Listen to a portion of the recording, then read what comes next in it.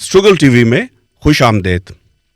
आज के प्रोग्राम में हम बात करेंगे करप्शन की यानी बदनवानी की। एक हालिया रिपोर्ट के मुताबिक आलमी सतह के ऊपर $4 ट्रिलियन की बदनवानी होती है। इसमें से $1 ट्रिलियन सिर्फ रिश्वत की शक्ल में दिया जाता है।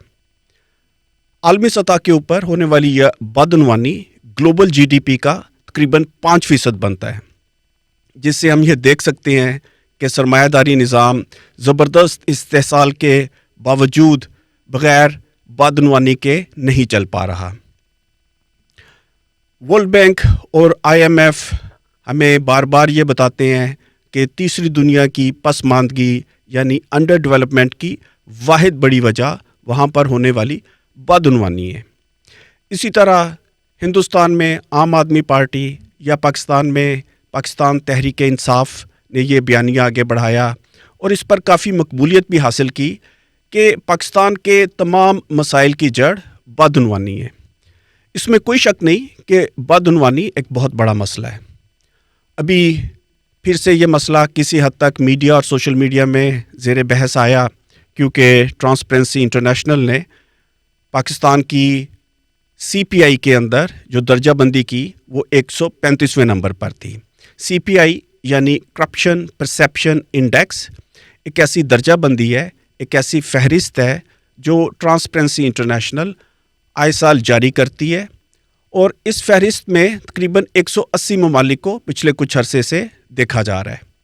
जो ममालिक इस फहरिस्त के शुरू में होते हैं वो क्लीन या कम करप्ट ममालिक हैं, जबकि जो नीचे के ममालिक हैं वो बदउनवान ममालिक हैं।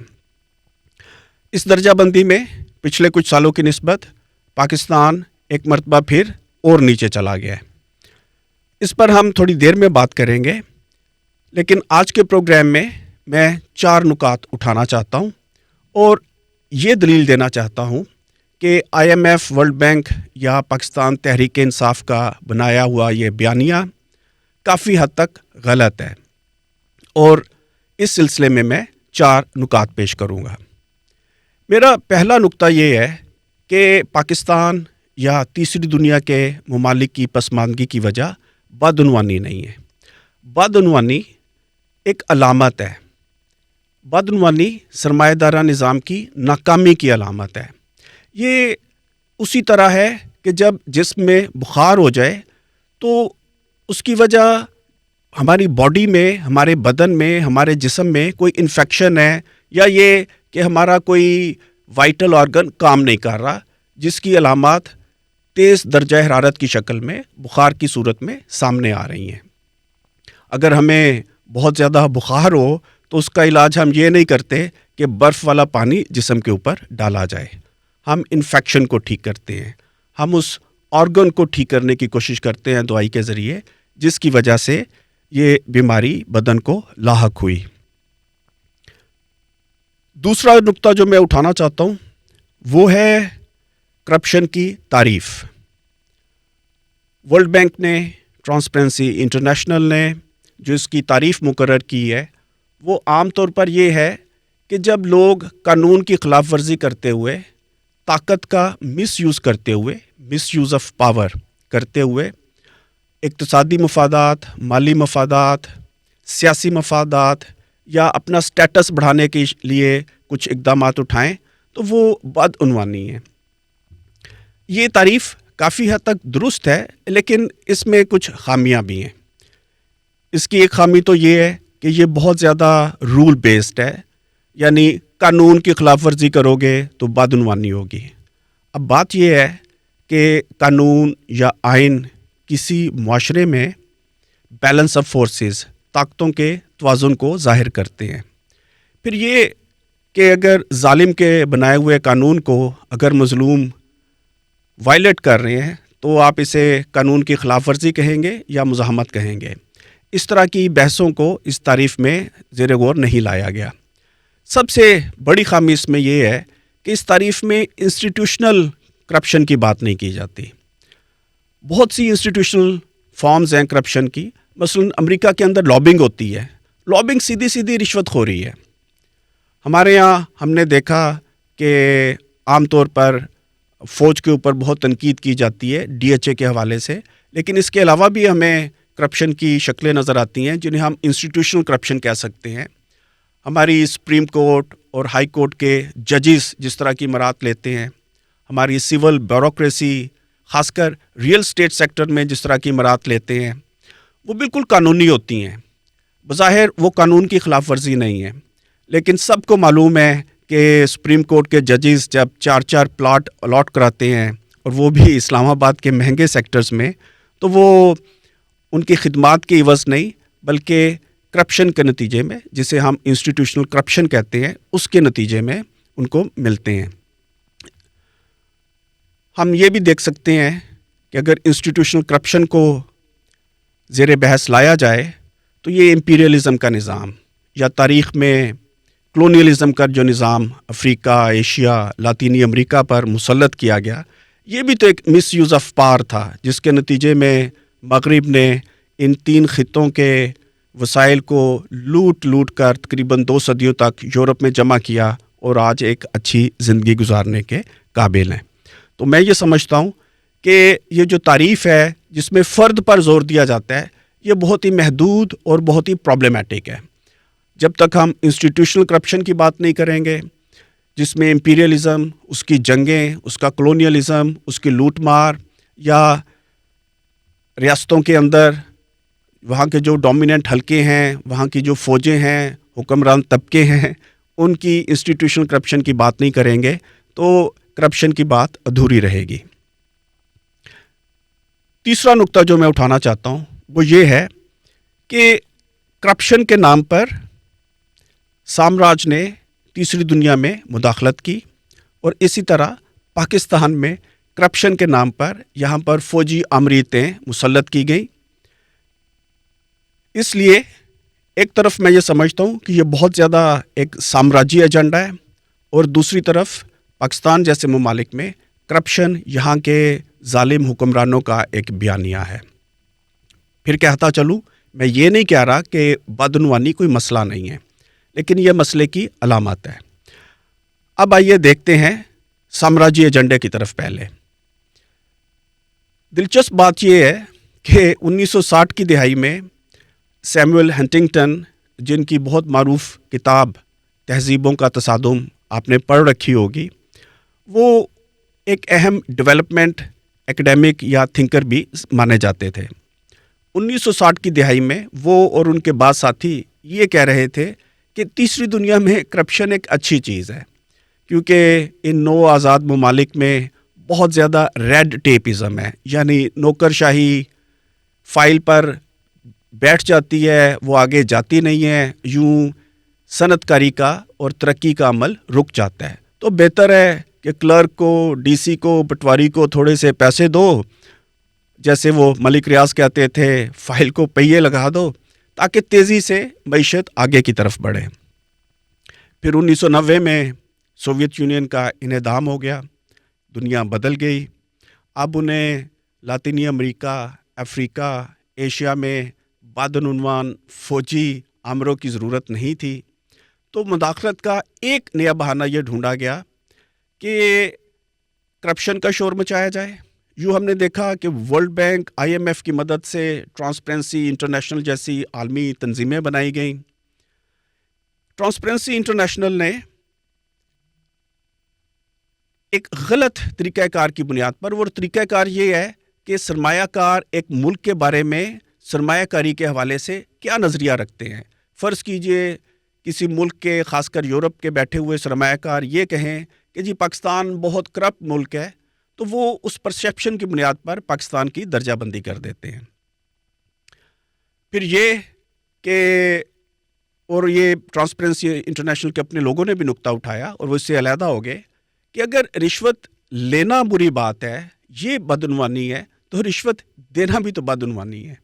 جس کی بنیاد پر 1-2 مرتبہ ٹرانسپیرنسی انٹرنیشنل نے CPI کے علاوہ BPI برائبس پیئرز انڈیکس بھی جاری کیا، جس میں تیسری دنیا کے ممالک نہیں تھے بلکہ امیر ممالک شامل تھے. خیر، 1990 میں جب یہ بیانیہ مقبول عام کیا گیا تو اس کی وجہ یہ تھی کہ وہ تیسری دنیا کو یہ بتانا چاہتے تھے کہ آپ کی ترقی کی یا عدم ترقی کی راستے میں جو رکاوٹ ہے وہ بدعنوانی ہے. اس بدعنوانی کی وجہ یہ ہے کہ آپ کی ریاستی ادارے تعلیم دیتے ہوئے، صحت کی سہولتیں دیتے ہوئے، سڑکیں بناتے ہوئے، ریلوے کی لائنز بچھاتے ہوئے بہت زیادہ پیسہ ہڑپ کر جاتے ہیں. تو ریاست کو ڈیولپمنٹ میں کردار ادا نہیں کرنا چاہیے. آپ کو نیو لبرل ایجنڈا لاگو کرنا چاہیے. نیو لبرل ایجنڈا کیا ہے؟ نجکاری کی جائے، ٹیرف ختم کیے جائیں، یہ جو اب ٹرمپ بات کر رہا ہے، رائٹ سائزنگ یا ڈاؤن سائزنگ کی جائے. ایک سرکاری ادارے میں اگر 100 مزدور ہیں تو 15-20 سے کام لے لیا جائے. اور آخر میں یہ کہ ریاست کا ویلفیئر رول ختم کر دیا جائے. ریاست اگر آپ کو فری اسکول، فری ہاسپٹل یا تھوڑی بہت بے نظیر انکم سپورٹ کی شکل میں مدد فراہم کرتی ہے، وہ نہیں ہونی چاہیے. یہ ریاست کا کام نہیں ہے. نیو لبرلزم کا معاشی ایجنڈا لاگو کیا جائے. جس کے پاس پیسے ہیں وہ تعلیم خرید لے. سیکیورٹی دینا بھی ہماری ذمہ داری نہیں ہے. آپ گیٹڈ کمیونٹیز بنائیں، پرائیویٹ سیکیورٹی گارڈ باہر کھڑے کر لیں. اور اگر آپ یہ افورڈ نہیں کرتے تو پھر آپ کی جان آپ کے اپنے ہاتھ میں ہے. تو اس کرپشن کے نام پر یہ نیو لبرل ایجنڈا افریقہ، ایشیا اور لاطینی امریکہ کے ممالک میں لاگو کیا گیا. اسی طرح پاکستان کے اندر بالخصوص، اور شاید باقی تیسری دنیا کے ممالک میں بھی ایسا ہوا ہو، لیکن پاکستان کی تاریخ میں اچھی طرح سے معلوم ہے کہ جب بھی کوئی فوجی آمریت یہاں پر لاگو ہوئی، اس نے یہ شور مچایا کہ سیاستدان بہت بدعنوان ہیں اور فوج بہت ایماندار ہے، اس لیے ہم نے یہ مارشل لا لگا دیا تاکہ ملک سے بدعنوانی ختم کی جائے. ایوب خان نے یہ کیا. اس نے ایبڈو نامی ایک قانون لاگو کیا. ہزاروں سیاستدان، جن میں باچا خان جیسے لوگ بھی شامل تھے، جنہوں نے شاید کبھی ایک پیسے کی بھی بدعنوانی نہیں کی تھی، ان کو بھی بین کر دیا گیا. جو ایک انتہائی مضحکہ خیز بات ہے وہ یہ ہے کہ جب یحییٰ خان نے اپنی آمریت مسلط کی، اس نے تقریباً 100-150 بیوروکریٹس کو نوکری سے یا تو معطل کر دیا یا نکال دیا، اور وہ ٹاپ بیوروکریٹ تھے. اور الزام یہ تھا کہ انہوں نے بدعنوانی کی ہے. اور یحییٰ آمریت نے جو 3-4 وعدے کیے تھے اپنی آمریت کو جواز فراہم کرنے کے لیے، ان میں سے ایک یہ تھا کہ ہم آمریت ملک سے بدعنوانی ختم کریں گے. اسی طرح ضیاء الحق نے جب آمریت مسلط کی تو بھٹو صاحب کے خلاف ایک کرتاس ابیز یعنی وائٹ پیپر شائع کیا گیا. اس میں بھٹو صاحب پر انتہائی گھٹیا قسم کے الزامات لگائے گئے جن کا حقیقت سے کوئی تعلق نہیں ہے. جنرل مشرف کا واقعہ تو آپ کو یاد ہوگا. انہوں نے جب اپنی دوسری پبلک سپیچ جو ٹی وی سے جاری کی گئی، اس میں جب اپنی آمریت کا ایجنڈا جاری کیا تو ایک یہی تھا کہ کرپشن بہت بڑھ گئی تھی اور ہم اس کو ختم کرنے آئے ہیں. مجھے یاد ہے کہ بے نظیر کے دوسرے دور میں پہلی دفعہ ٹرانسپیرنسی انٹرنیشنل نے اپنی رپورٹ جاری کی جس میں پاکستان کو دوسرا سب سے زیادہ بدعنوان ملک قرار دیا گیا. اس کو نواز شریف نے، جو اس وقت فوج کے لاڈلے تھے، بہت زیادہ ایکسپلائٹ کیا. پھر مشرف دور میں جب ٹرانسپیرنسی انٹرنیشنل نے اپنی رپورٹ جاری کی تو پتہ یہ چلا کہ پاکستان نواز شریف کے دور کے مقابلے پر کم بدعنوان، کم کرپٹ ثابت ہوا ہے. اس کی درجہ بندی بہتر ثابت ہوئی ہے. میں نے ٹرانسپیرنسی انٹرنیشنل کے ایک اہم رہنما سے جو لندن میں مقیم تھے، مجھے اس وقت ان کا نام یاد نہیں ہے اور یہ انٹرویو اس وقت ہفت روزہ مزدور جدوجہد میں شائع بھی ہوا تھا. میں نے ان سے ایک انٹرویو کیا. میں نے ان سے کہا کہ دیکھیے، آپ کی یہ رپورٹ پاکستان میں ایک فوجی آمریت جمہوری قوتوں کے خلاف استعمال کر رہی ہے. تو انہوں نے مسکراتے ہوئے کہا کہ پاکستان ہی نہیں، پوری دنیا میں جب فوجی آمریتیں آتی ہیں تو کرپشن میں تھوڑی سی کمی ہوتی ہے. آپ یہ مت دیکھو کہ اس وقت مشرف آمریت کی اس حوالے سے کیا کارکردگی ہے. آپ یہ دیکھنا کہ جب مشرف آمریت جائے گی تو اس وقت پاکستان میں کرپشن کی کیا حالت ہوگی. اور ان کی یہ پیشن گوئی بالکل درست ثابت ہوئی. اس کے علاوہ میں نے پہلی دفعہ اس وقت ٹرانسپیرنسی انٹرنیشنل کے میتھڈ کو دیکھا کہ وہ درجہ بندی کرتے کیسے ہیں. دلچسپ بات یہ ہے، اور جس اہلکار کا میں نے انٹرویو کیا اس نے بھی یہ بات مجھے بتائی، جس کے بعد ہی میں نے ان کی میتھڈولوجی کو دیکھا، کہ جب بے نظیر کے دور میں یہ رپورٹ جاری ہوئی تو در حقیقت وہ نواز شریف کے پہلے دور حکومت کے بارے میں ایک رپورٹ تھی. جب بھی یہ رپورٹ جاری کی جاتی ہے تو وہ امیجیٹ جو بالکل آخری سال ہے اس کے بارے میں نہیں ہوتی، یہ اس سے پہلے کے 1-2 سالوں کے بارے میں ہوتی ہے، کیونکہ ان کو اپنا ڈیٹا جمع کرنے میں تھوڑا وقت لگتا ہے. اور پھر جب نواز شریف دوسری مرتبہ وزیر اعظم بنے تو اس وقت بھی بے نظیر کی نسبت جو نواز شریف کا دور تھا وہ تھوڑا بہتر ثابت ہو رہا تھا. حالانکہ یہ بے نظیر دور کے بارے میں کہا جا رہا تھا کہ کرپشن کم ہوئی ہے. دلچسپ بات یہ ہے کہ بے نظیر بیچاری دونوں مرتبہ ٹرانسپیرنسی انٹرنیشنل کا شکار بنی، لیکن پیپلز پارٹی یا بے نظیر نے خود کبھی شاید کوشش نہیں کی کہ ٹرانسپیرنسی انٹرنیشنل کی میتھڈولوجی کو سمجھیں اور لوگوں کو بتا سکیں کہ ٹرانسپیرنسی انٹرنیشنل ان کے ساتھ کیا کر رہی ہے. خیر، کہنے کا مقصد یہ تھا کہ بدعنوانی ایک ایسا بیانی ہے جسے عالمی سطح پر سامراجی ممالک نے تیسری دنیا کے خلاف استعمال کیا، اور پاکستان کے اندر فوجی آمریتوں نے جمہوری قوتوں کے خلاف استعمال کیا. اب میں آتا ہوں اپنے آخری نقطے کی طرف. میرا آخری نقطہ یہ ہے کہ بدعنوانی کو ختم کیسے کیا جا سکتا ہے. ہمارے یہاں ایک مقبول عام بیانیہ یہ ہے کہ 8-10 لوگوں کو لٹکا دو. وہ چین کو دیکھو، انہوں نے فلاں بندے کو لٹکا دیا، فلاں جج کو لٹکا دیا، فلاں وزیر کو لٹکا دیا. خاص کر سوشل میڈیا پر اس طرح کی جھوٹی خبریں پھیلتی رہتی ہیں. دلچسپ بات یہ ہے کہ چین میں اس قدر بدعنوانی ہے کہ جس کا اندازہ نہیں لگایا جا سکتا. اگر آپ ٹرانسپیرنسی انٹرنیشنل کے BPI کو دیکھیں جو آج سے تقریباً آخری مرتبہ 12-13 سال پہلے جاری ہوا تھا، تو چین دنیا کے 10 بڑے کرپٹ ممالک میں سے ایک تھا. اور اس کے علاوہ بھی ہم جانتے ہیں کہ وہاں پر کس قدر بدعنوانی ہے، بشرطے کہ ہم چین کے بارے میں جاننا چاہیں. یہ بات بھی اہم ہے کہ جن ممالک کو کلین ممالک سمجھا جاتا ہے، اس کے حوالے کے لیے ہم ٹرانسپیرنسی انٹرنیشنل کو ہی استعمال کر سکتے ہیں. اگر آپ اس کی CPI کو سال ہا سال تک دیکھتے رہیں، جب سے یہ جاری ہو رہی ہے تب سے دیکھنا شروع کریں، تو اب دیکھیں گے کہ اسکینڈینیویا کے ممالک، سوئٹزرلینڈ اور اس طرح کے بعض دیگر ممالک اس میں سر فہرست نظر آئیں گے. وہاں پر تو پھانسیاں نہیں دی جاتی. یورپ میں تو پھانسیاں دینا منع ہے.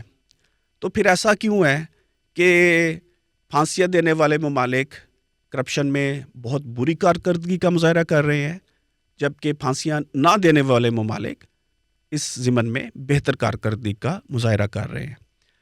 یہ پھانسیاں دینے والا، ہاتھ کاٹنے والا، سخت سزاؤں والا معاملہ ایک بالکل تاریخی طور پر کئی مرتبہ غلط ثابت ہو چکا ہے. یہ بحث جرائم کے حوالے سے بھی ہے.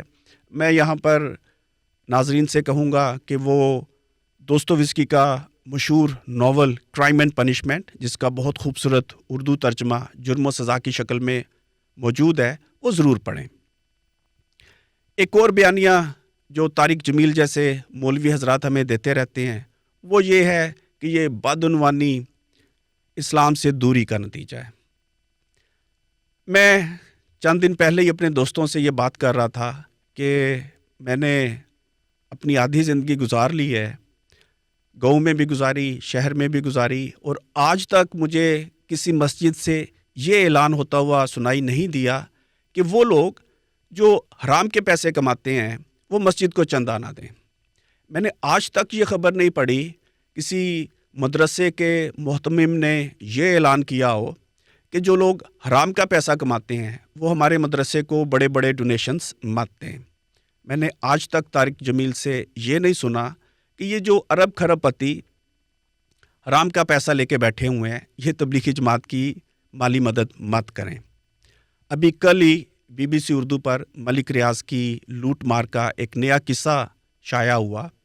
اسی ملک ریاض نے جب ایک نام نہاد عالم اسلام کی سب سے بڑی مسجد بنائی تو اس میں امامت کروانے کے لیے، جمعہ کروانے کے لیے طارق جمیل صاحب پہنچے ہوئے تھے۔ ہمیں یہ بھی پتہ ہے کہ ہمارے یہاں مولوی حضرات کس طرح سے ارب پتی بن گئے ہیں، ایک پوری نئی کلاس سامنے آ گئی ہے۔ وہ ان کو آپ ایک پیورٹن یا ایک ریلیجس برجوازی بھی کہہ سکتے ہیں، اور اس پر ایک زبردست تحقیق ممکن ہے۔ میں یہ سمجھتا ہوں، جیسا کہ میں نے پہلے کہا، جب تک اس نظام کو نہیں بدلا جاتا بدعنوانی ختم نہیں ہوگی۔